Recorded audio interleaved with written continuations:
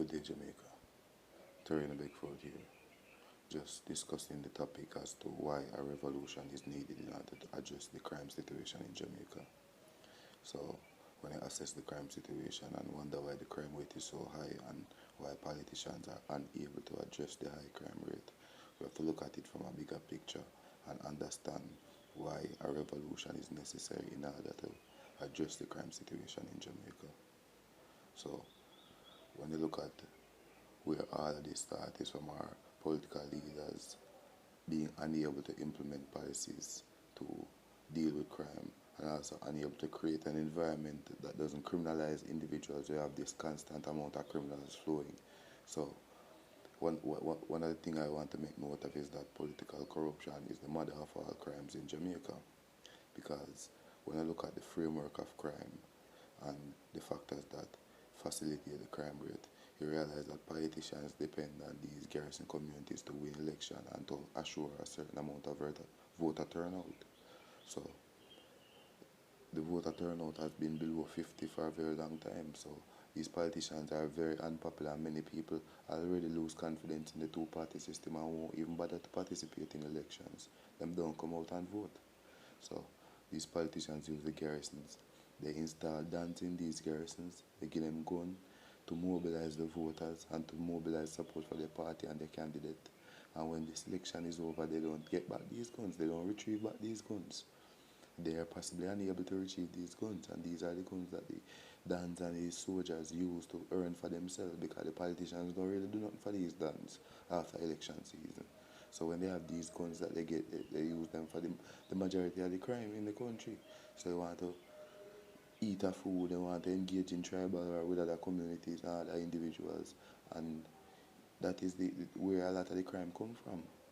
So that is the thing, they use these guns to earn a living through robbery, extortion and murder for hire.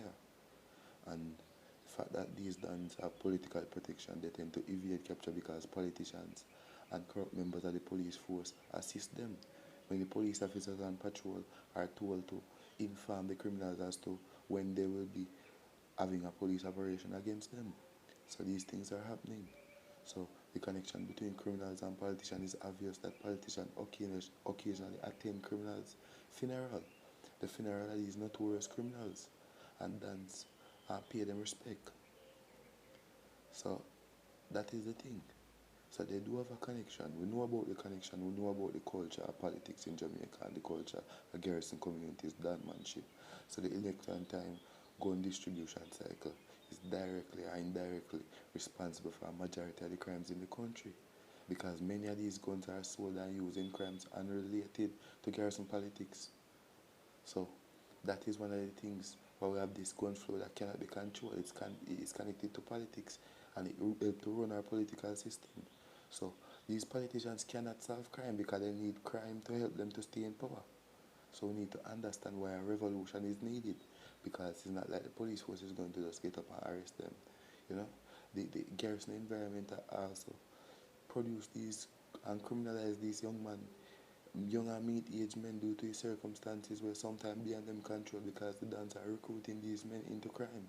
And because they are politically controlled dons, they're basically untouchable. So a man cannot say no. My feel I relocate or I'm joined. And many of these people don't have the option to relocate. So, and in the garrison community, them can't even see him weak, because, sometimes being a gangster is a survival mechanism inside of these communities. So we just have to understand that the environment that politicians create produce a never-ending supply of gangsters and criminals. You see me? So we will continuously kill people, continuously have black people are dead, continuously have young men are dead, continuously have the bodies them a pile up.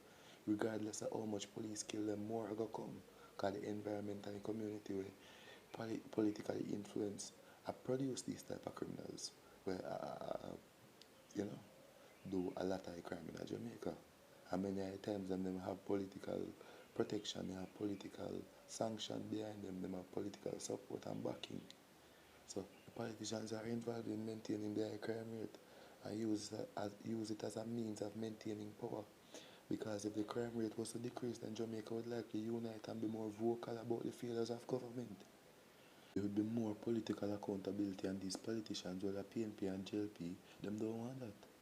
So you see why the high crime rate will never change unless a revolution is pursued and a new class of leaders are given the affairs of the country to govern. Poor government decisions that cause hardship for Jamaicans and force many into crime is one of the next factors. So you have to understand that these politicians and the mismanagement, the corruption, the poor decision, the cronyism is facilitating crime beyond this direct action of giving guns to dance and installing political dance. So the government's corrupting of the police force also limit the police force capacity to solve crime. Because if the police them involved in the corruption to maintain the danmanship, them are got involved in other aspects of crime. And them are got less likely to enforce the law because them are criminal themselves. More have similar sympathy for the criminal underworld and facilitate for the things them we are going. And we know that. We know the politicians force the police force to assist them in them criminal activity. And many politicians and upper class people are basically above the law. You know, you hear about the X6 killer, you hear about we just get away from doing that because I'm upper class and I have powerful people behind him. You have dead man found in a lawyer house. Nothing come out of that because I think the lawyer is connected to the Prime Minister. Powerful people are the ones smuggling guns in Jamaica because many gunmen simply cannot afford the guns that they have. Some of them, so somebody is clearly subsidizing the gun flow in Jamaica because many of these gunmen are very poor. Them have a banger phone, them can't afford this, them can't afford that. Yet them have these weapons that cost over 200, 300, $500,000. So we have to look into that. That is a real cost of concern. Somebody has sponsored the gun them financially, I pay for them, and I sell them, I issue them out. That is the point. So I'm sure I say the election time gun flow and gun distribution is possibly the source of these guns. So I've just demonstrated how politicians maintain the infrastructure that facilitate the high crime rate and how their removal is necessary for the development of a safer Jamaica. Only a revolution can achieve that, or a police force brave enough to take the steps necessary to liberate the people from a corrupt government and opposition. Look at Royal Reid, I don't think he's even in prison.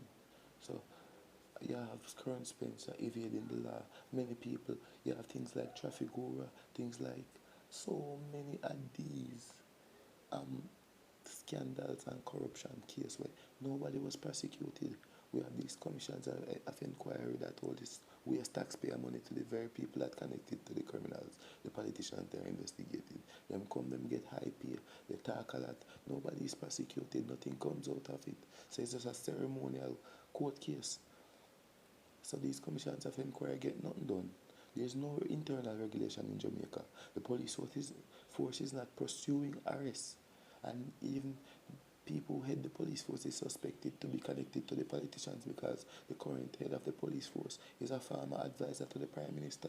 So what is his chances of ever arresting the Prime Minister for breaking the law? He wouldn't. So this is the problem in Jamaica. The infrastructure for crime is established so it facilitates crime, and therefore the high crime rate cannot go anywhere without this.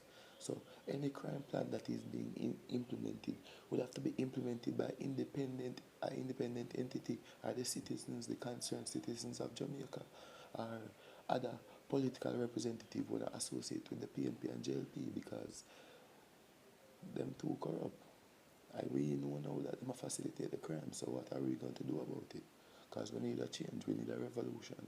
Jamaica need to change. We can't continue seeing the murder rate like this. We just don't deserve it. The murder rate is too high. Everybody is concerned. We can't take it anymore, so we want the politicians them to do something about it. Every day we see the news, crime rate high. Only thing people concerned is about COVID death, but it's the same death. You dead from COVID, you dead from crime, is the same death. And the government only seem concerned about the vaccination campaign, which now leads suspicion. Because normally they don't really care about we, and we dying never concern them. But since COVID and since, Mr. Bill Gates come to Jamaica and meet the Prime Minister, I see a change, this dedicated devotion to get the Jamaican public vaccinated as opposed to angling crime and saving our lives in other aspects. So we can dead from a bullet, but we're not supposed to dead from COVID. they have to make sure we get ourselves vaccinated. So the people are concerned about that. I would expect for the Prime Minister step forward and do something about crime, because the latest crime figures and the latest individuals that we are losing to crime is just unacceptable. And everybody is concerned. Everybody is really concerned at this moment. So we want to see the government take steps. Please step forward and govern the nation as they're supposed to, and save the lives of the citizens.